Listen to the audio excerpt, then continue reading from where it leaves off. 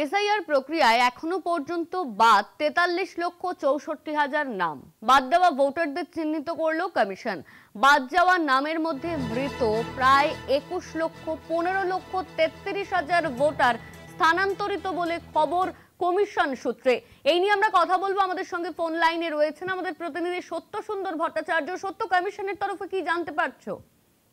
দেখো, enumeration form digitisation হচ্ছে এবং যেটা নির্বাচন কমিশন সূত্রে খবর, রাজ্যের প্রায় 96% এই ডিজিটাইজেশনের কাজ সম্পূর্ণ হয়ে গিয়েছে।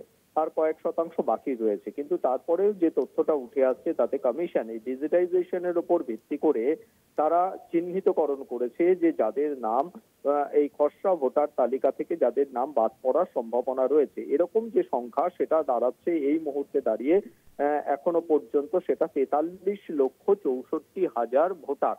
তাদের নাম কিন্তু খসড়া তালিকা থেকে বাদ পড়ার সম্ভাবনা রয়েছে।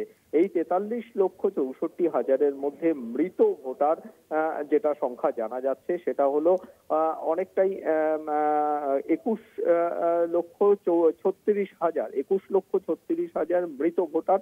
একেবারে যারা স্থানান্তরিত ভোটার স্থায়ীভাবে, সেরকম সংখ্যাটাও দাঁড়াচ্ছে যে 15,33,000।